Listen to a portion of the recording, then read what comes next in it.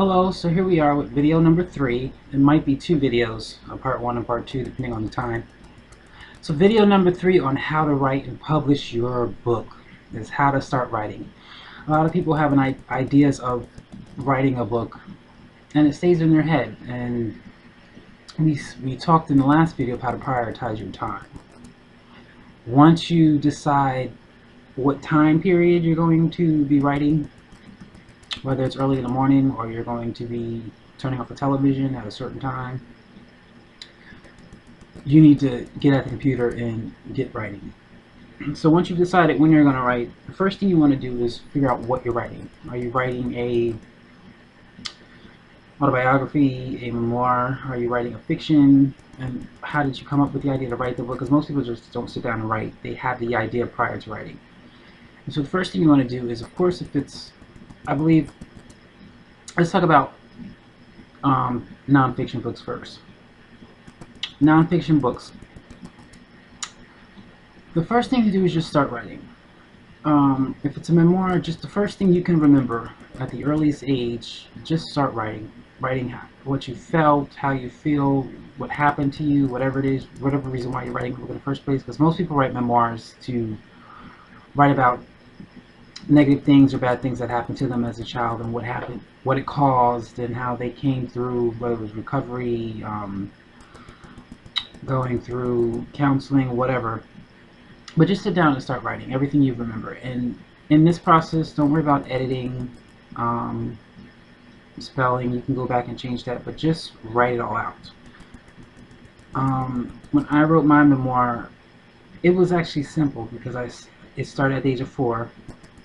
And so I just began to write everything I remember that caused, the point of me writing was to expose myself and what caused the horrible things that I did, what caused that. And so I just started writing. So just start writing. I would, not all, but some people do take notes before writing, which you might want to do that because sometimes as you're writing you forget certain things that you actually wanted in your book. So you can write notes, you know, of 1st, 2nd, 3rd, 4th, 5th. Like I said, you can break up the chapters later. That stuff is not important in the beginning of writing it. But just start writing. I think memoirs and autobiographies are a bit easier because it's your life.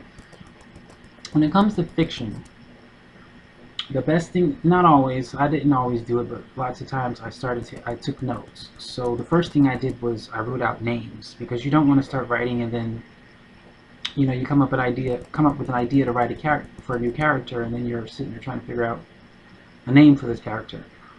So come up, of course, with the ones you know, the characters you know you want in your book. Come up with names, write down the names ahead of time so you have them. And if need be, write down their relationship with each other.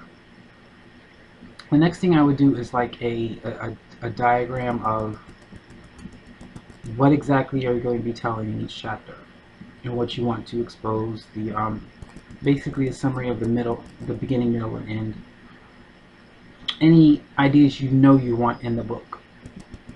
For instance, you know, if you want a certain storyline, write that down and exactly where you want it, either in the beginning, in the middle, or the end. Once you have your notes, of course you don't have to, they're not in cement, they can change at any moment. But once you have your notes, you sit down and you start writing. Again, the grammar and the content and how you say it is not important in the beginning, because once we get to the editing part, you can change all that. But you want to just start writing. Just write.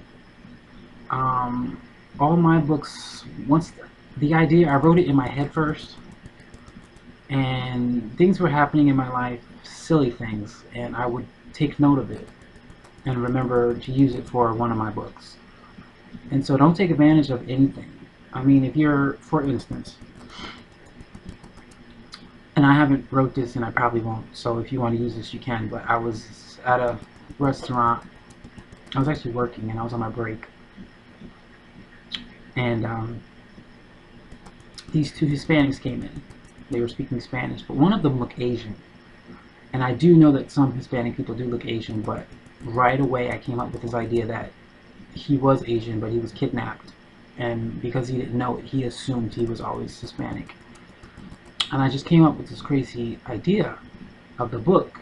And so things like that, when you notice things like that, that's a great way to put that in your book. But just start writing. I mean, I don't really know what else to say, but take notes, like I said, names, places, locations, do your research, because, I mean, fiction doesn't have to be perfect when it comes to research, but you don't want it to be too fiction. Like, you don't want to say it was snowing in Orlando, Florida in July. I doubt that would ever happen. So, I mean, unless it's a fantasy book, you want to make sure. I mean, no one would do that, but I'm saying you want to make sure your information is accurate that you're researching when you are writing whatever you're writing, whatever location you're in. You know, do research on the location. Actually, don't just say a location. Do research on that location. Um, just do your research when picking locations if locations is important for your book. Other than that, I really can't. It's so difficult for me to explain how to start writing, but you just have to, even the first night, even if you start writing, because some people say, well, I don't know how to start. Well, if you have the middle, start writing the middle. If you have the end, start writing the end. And as you're writing, ideas will come to you where you can go back and start to the beginning, or you can go to this part. You don't have to actually write in the book in chronological order. You can always go back and forth and, okay, you write chapter 2, 5, go back to 1. So whatever is in your head at the moment, because when you, like you said, oh, I have a book idea, write that. Write that book idea, even if it's just a summary of the characters and what happens between them and the plot, and if there's a subplot, and even if there's a subplot. Write all that down, and as you're writing, more ideas will come to you, and you can go back and fix. You can go back and change, add, take away. The latest book that I wrote, I just finished. It was difficult to write because I didn't have it all, but I took notes, and then I began to write. And even at one point, I wrote out of order, and then I went back and I took a whole section out of the book because I realized it wasn't needed. So you can always, there is no, when you're writing a book, there is no, I mean, unless you're writing a biography, then that is in cement. You know, if someone was born in a specific time, you can't change that. And of course, your own autobiography memoir, you can't lie, you know, but fiction books, there is no cement. You can change it in the process of writing. But like I said, I would definitely highly suggest taking notes. Like, if you know you have the book idea in your head, write down everything that is in your head, every character, every plot, every subplot. Write down a summary of the book. Write a review of the book as if it's already been written. That's basically how you start writing. I think the main problem when it says, people say, how do I start writing, is procrastination. Because the first thought in your mind is, am I going to get writer's block? And that's what makes people procrastinate to actually sit down and write, because they're afraid of writer's block. Writer's block, every book I've written I did not have writer's block in every book, but there were some. The last book I had 12 years of writer block. It took me 12 years to write it. But my other books didn't take long, but some of them I had writer's block, some of them I didn't, which our next video we're going to talk about how to cure writer's block. But don't not write because you're afraid of writer's block. There are ways to get around it. But the fact that you say, I have a book idea, whatever you have, write it down. And like I said, as you write, more ideas will come, and as you write, more ideas will come, and as you write, more ideas will come, and when you write those down, more ideas will come, and when you write those down, more ideas will come. And like I said, it doesn't have to be in order right away. Until the book is finished, then you can fix the order, you can edit it, you can spelling, grammar, content, how it's said. That's when you can do all of that. But in the beginning, it's just getting all your notes in your head down onto paper so that you can start writing this book.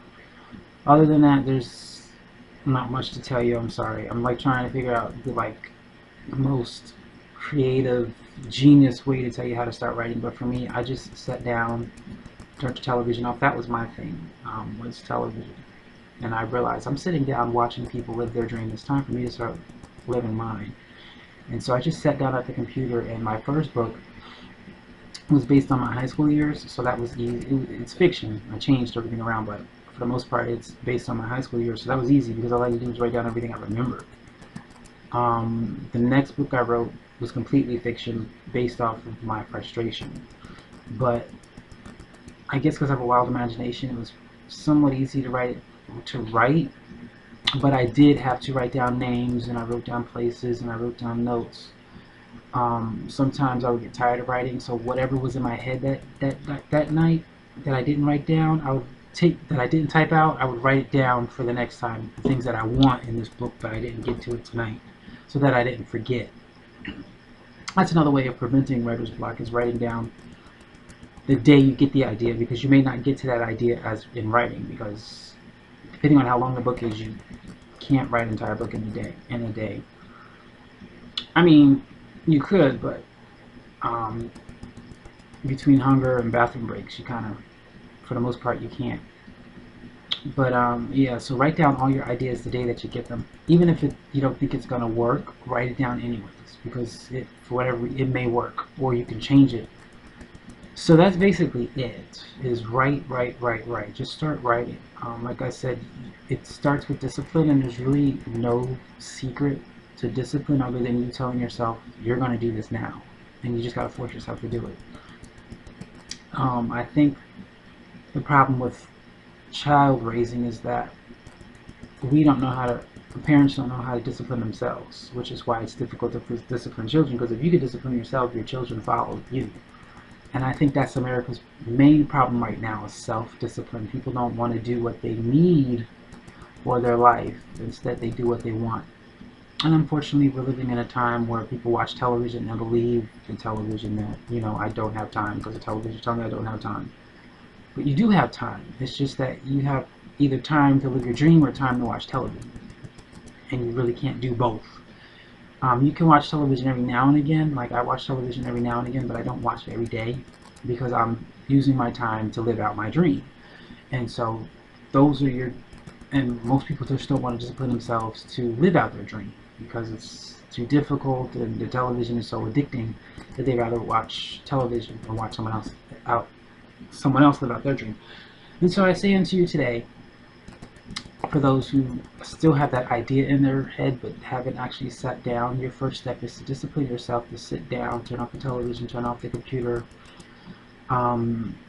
and get a paper and a pen and just write down all the ideas you have for this book. Like I said, a summary, write down a review as if it's already been written, write down all the characters' names, write down a plot, a subplot, write down, if you were writing a summary for someone who, write down the back of the book. You know how they have the summary on the back of the book so people know what it's about before they buy it? Write that out. Write down just everything prior to writing the book that you need to at least get the book started, so that when you get started, it's a little bit easier. How to write that first sentence. Just write it. Like I said, you can always change it later if you feel like it's not good enough.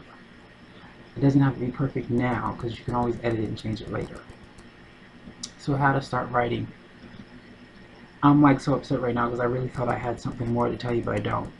Like, I think that's really the only way. If you are a writer, please help me. You can leave your comments on how you started writing, but for the most part, you just have to start writing. You have to discipline yourself to sit down and start writing, and to, like I said, take all the notes you can.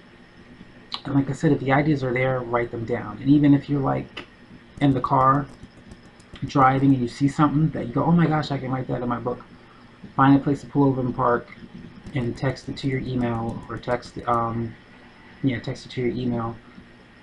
That way you don't forget that idea. But make sure you pull over. Please do not text and drive. So wherever you're at, when an idea comes to you, write it down immediately. Okay, I believe that's it for now. I'll be back next week. Hopefully you've used all of last week to discipline yourself to find the time to write so you can start writing. And this week, I hope you start taking notes and start writing your book. Thank you for watching. See you next week.